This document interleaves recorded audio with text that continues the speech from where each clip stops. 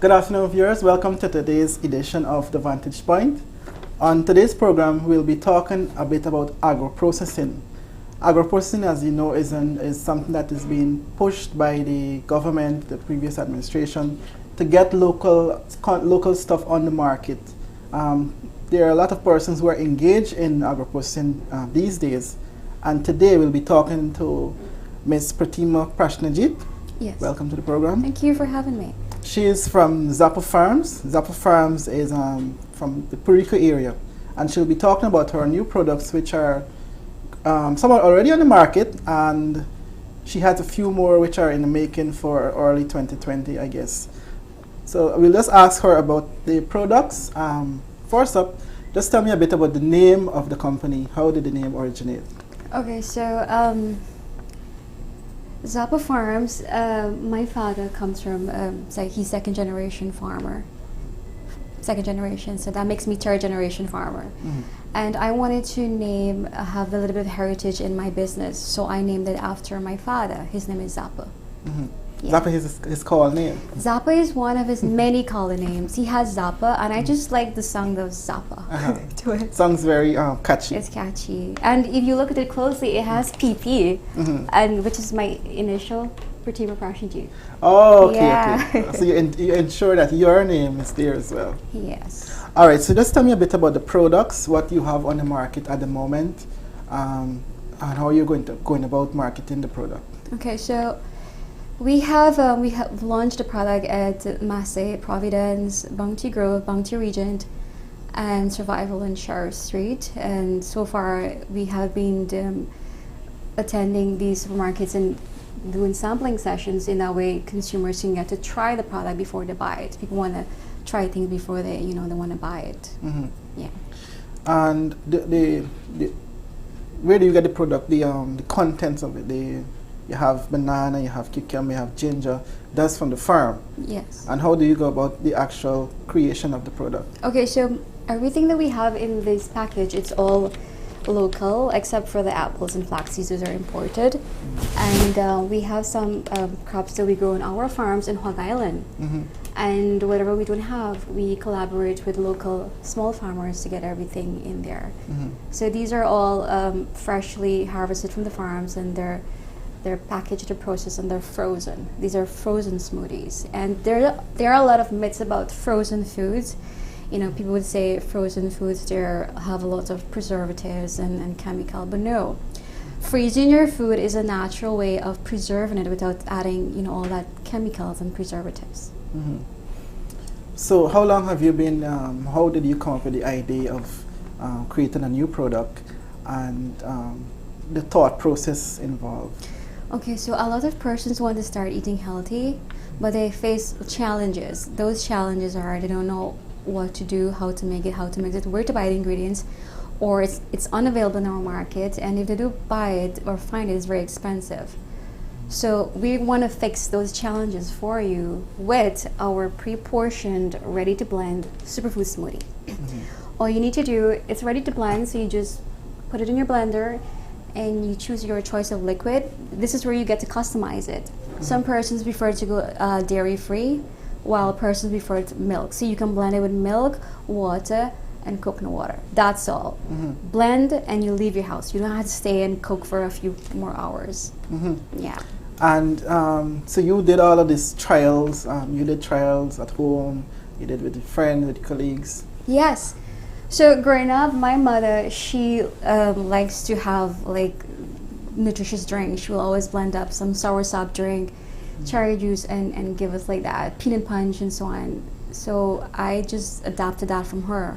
Mm-hmm. And it was Christmas 2017. She bought me my very own NutriBullet, right? And whenever someone comes over, I would blend up a good nutritious drink and give them, and everybody was very fascinated by the taste. They could have hardly tasted that spinach in there, right? So my cousin Simi, she visits me a lot, and she's like, Pri, you should make smoothies and sell. But when she said make smoothies and sell, I'm thinking me on a cart on the road selling smoothies. But there's nothing wrong selling smoothies on a cart, but I was thinking like a bigger picture. I wanted to do something grand. She spurred your thoughts. Yeah. So, and then I said, how can I sell this? What do I package this, and sell it? And that was the birth of Zappa Farms. Now, the packaging is very impressive. I'm sure a lot of people may have been commenting about the presentation. How did you go about the creation of, you have your own logo and that sort of thing? Yes. So I have always been fascinated about packaging. Whenever I'm in the supermarket, I will always be in the aisle admiring the packaging and the labeling. And in Guyana, I find that, we do invest a lot in our packaging, and I wanted to do what everyone else is not doing. So I tried to collaborate with a few marketing groups in Guyana, but I couldn't reach them, so that pushed me to go international. So I met with this company in Connecticut, and I worked with them, and I said, this is what I want. So I actually created everything, like the logo and the design and the color scheme. So they just presented the samples and they said, this is what I wanted. And for my logo, I worked with a company in India. And again, I did reach out for the local buddies groups in Guyana, but I couldn't, reach them. So that pushed me to go international. And everything came out great. And the products, is something feasible? Is it something that you planned in terms of looking ahead? The actual marketing of the product, where are you going to get buyers from? Is there a plan to export? Yes, we have already. We have received proposal for exporting, but I would like to have farmers, if they can diversify their crops, and local farmers, and because in our next flavors to be added, we have a lot more superfoods that we want to add. Like these are superfoods, they have a lot of benefits and which we should include in our daily diet. I'm talking about acai berry. How do you pronounce that? You pronounce it differently? Acai or acai. Acai berry. I know that's grown a lot in Pomeroon, and I've already collaborated with a farmer there. You probably may know of her, Vanessa De Silva? Diabor? Yeah, I heard the name. Yes, so I'm going to be sourcing acai berries through her, and I would like to get dragon fruit or pink pitaya. It is grown in South America, but I'm not sure we have farmers here. And I would like to have also kale, and these are the challenges that we face to push forward, because we need the availability and the reliability and stability of finding these resources. And my challenges that we face, it's a business opportunity for farmers and as well as potential growers. So I have this business, you can even have a plot of land, start growing some pink pitaya for me, I will buy it from you, right? So, yeah. So you spoke about farmers. Now, have you been reaching out to, is it only on the coastland, or in what regions have you been targeting in terms of the farmers? Okay, so far I've reached out to, we're from Parika. A lot of the produce, we source them from Hog Island, Region 1. We get all of the Ayurvedic herbs from there, the ginger and turmeric. Leguan Island, Wakenham Island, and is it Hubu? Hubu. And just those areas so far. And the response to the product on the market, you said you did sampling at a few supermarkets. What has the feedback been like from persons who may have tasted or who may have heard of the product? What does that mean like? They're very interesting. When people go to the supermarket, they have a habit. Everyone is reading food labels these days, right? You mostly find people say how many sugars in there, how many calories are in there. So as entrepreneurs in the food business, we are very mindful of what we put into our product, where the food comes from and how it is grown.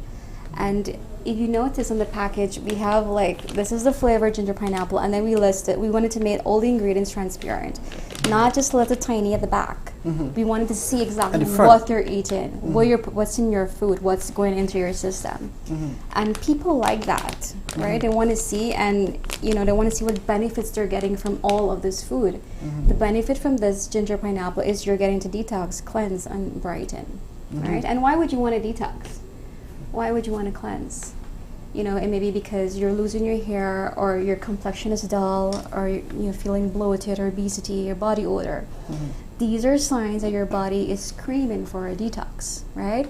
And this is where you need to get a lot of your greens and your superfoods and your Ayurvedic herbs, like your ginger. And if you read the label here, it's made with botanicals of Ayurveda.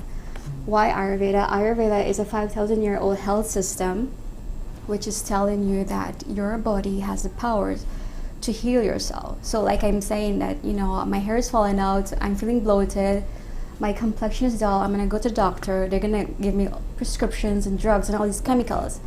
Ayurveda is saying, no, you don't need all that drugs to heal your body, because your body has the power to heal itself. So we want to use a lot of these herbs, you know, into, you know, our diet, not like artificial foods. We want to stay away from that. Okay, so you're into agro-processing. There's a lot of persons involved in processing stuff at the moment. What do you think should be done to enhance this venture? You're a young person.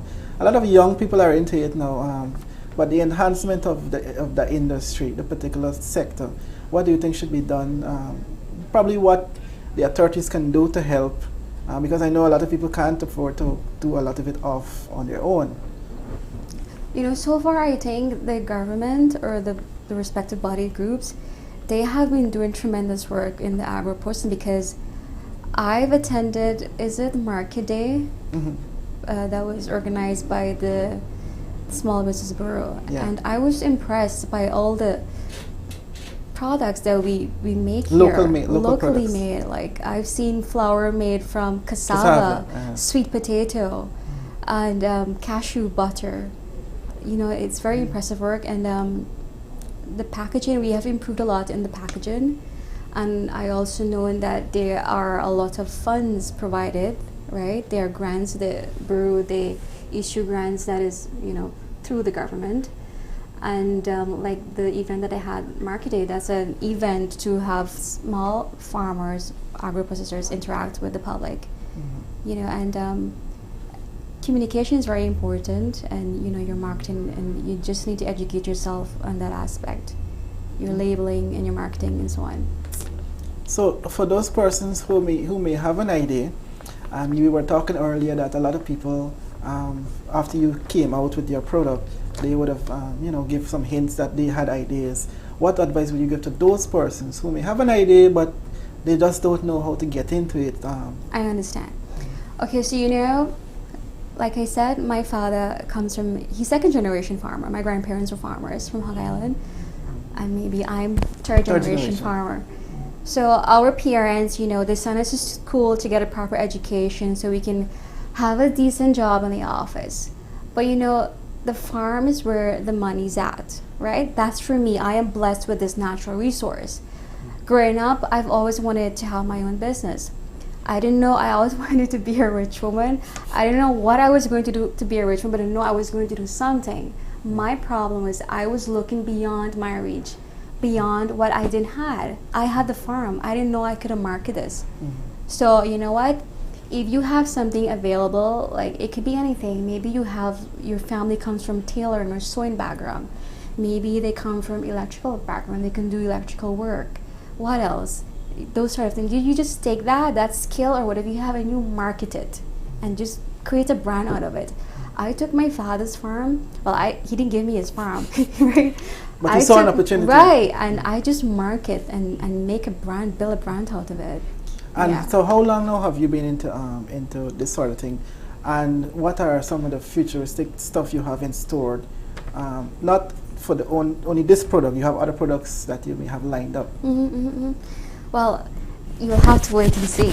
But in 2020, we are going to launch more flavors of the smoothie line, because we want you to have more added benefits. This benefit here is for you to detox, so there's more added. And in the future, we want to expand a lot more in like frozen foods. You know, get a lot of people don't have the time to stay home, and everybody's busy, everybody's working, so you want like good foods, fresh foods, natural food that is easily and readily available. So we want to invest a lot in the frozen food. Yeah. Okay, interesting. We're talking with Miss Pratima Prashanjit. She's from Zappa Farms. She has a range of products which she plans to bring to the market. She already has a product here. It's available at a few supermarkets, the popular supermarkets, at Bounty, at Massey, and at Survival. And so now I'll just ask you a bit about a very interesting topic, that is pricing. How did you come up with the pricing of your product, and what do you think about probably price control in a broader term, in a broader way? Okay, so like we would have discussed earlier, I think one of our challenges is to control the prices on our market, because everyone, every business, every market have their own their markup. But what our next strategy that we want to implement maybe next year is to reach out directly to consumers. Have these products delivered directly to them. In that way, we can sell them at our low price, and they don't have to pay the added up price from the retailers. But it may be like a bit of out of reach, but I think it can happen. Yeah. And what are the prices that you have at the moment for the products? Okay, so in the retail market. Yes, you could do. So you can get them at Massey supermarket for $12.20. You can go right down in the frozen aisle, and you'll find them there on the top shelf.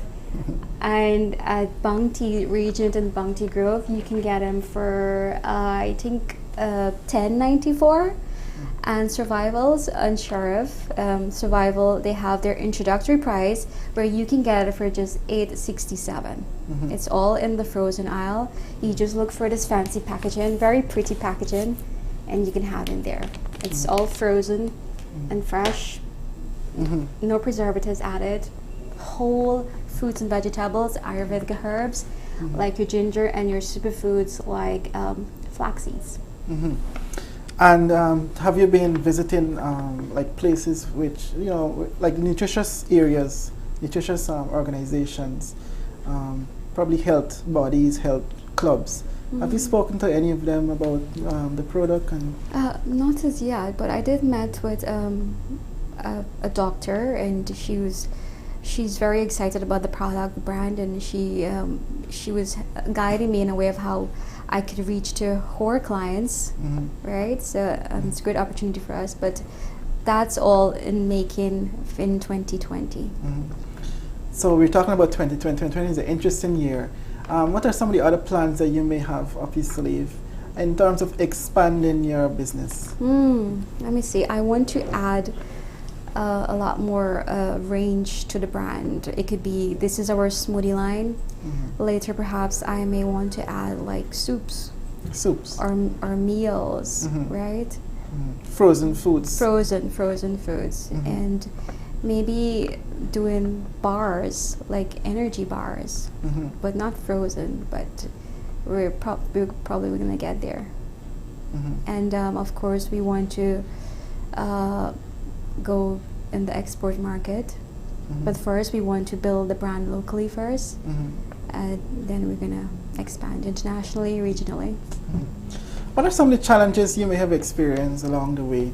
I'm sure you had encountered a few challenges with your creation. What are some of those, and how did you overcome them? I think one challenge would be, like I said, the availability of the produce. I would like farmers, again, to see a way to diversify their crops. Or maybe we have them, or maybe I'm not aware of it, but I would like them to invest a little bit more. Or if you're a potential grower, this is a business opportunity for you, because we have this business where we need a demand supply of fresh produce. Grow a lot of these superfoods like kale, grow pink pitaya, those type of food. Grow kale. We will buy it from you. Now, the last thing I want to ask you before we go, the marketing of the product. You have a Facebook page, or how do you get about your message to the buyer? Okay, so what I've been doing is I've been given a lot of samples, like people who I know, like people from my group, It's like word to mouth marketing, which is a good technique, right? I give a lot of people in Parika, there's a lot of business bodies there, so I would give to especially the women have more like desire to detox and cleanse, but it's good for men. Like you were telling me, you haven't had spinach in a long time. You need to have some Zappa Farms. So I give it to send a few samples to this businesswoman in Parika, and she has her business, she has the children. So she said, Pratima, I really like this. It's so efficient, it's delicious, and it's nutritious at the same time for me. Because she's always busy, she's always on the go. She goes to school, take the kids to school, and from school, she has to go to the business to open the store. And she can just pop this out from the freezer, put it in her blender, drink, and leave the house, right? That's the one we have been marketing, like through sampling. And another way, and which is a good technique, which I learned from this technique from a sales and marketing company which I worked at before. I worked at top brands, distributors. So I've learned that, a good way to get a buzz in your product, you go into the store and you buy your product yourself. So when you go to cashier, people like to look at you what you're buying. So that's visibility. That's interesting. Yeah, that's visibility for you, right? So I've been doing that. Like Gaddafi's me sometimes, or my cousin when they're traveling, I would say, hey Sim, go buy that smoothie for me. It's visibility, it's marketing. Yeah. And then you have a few on Facebook as well. We have our page. You can check it out on Zappa Farms, and you can see what we have been doing in terms of promoting the brand. So you can give us a thumbs up on our Facebook page, and we also on Instagram at zappafarms.com. We will very much appreciate it. Okay, is there anything else you would like to say before we go about the products, about who should buy, when they should buy, that sort of stuff? Yeah. Okay, so I'm going to be a little bit raw. In Guyana, we eat a lot of roti and rice, right? It's a habit. I'm from the country and I know this very well. People eat roti and rice, but you need to have a little bit of extra boost in your diet. Like that's why we've incorporated this package, the smoothie, with a lot of Ayurvedic herbs, like your ginger and so on, and your superfoods like flax seeds. These can give you a lot more, that energy, that nutrients that you need, so you balance off that roti and rice with all the greens, and you need your greens too, Sometimes we see that we eat a plate of rice, there's a whole lot of rice, of meat, and there's a little bit of salt. You need more portion of your greens. So this here should do for you, like to get that boost of energy, that boost of nutrients. Yeah. Okay, so we have been talking with Ms. Pratima Prashnajit. Yes. She is from Zappa Farms. She has our products here. She has some of them are on the market. She has a few other ideas which she will come up with in 2020, and she's hoping that the response will continue to be a good one to her products. She's into agro-processing, and that is a venture, a sector of the economy that the authorities are pushing. And we're hoping that a lot of other people who may have ideas can get into this sort of business. Thank you once again for viewing today's edition of The Vantage Point. You can continue to follow us on Facebook, on our website, the Guyana Chronicles website, www.guyanachronicle.com, or you can check us out on Instagram and Twitter as well for all the latest in the news and what's happening in current affairs. Thank you once again for viewing this program.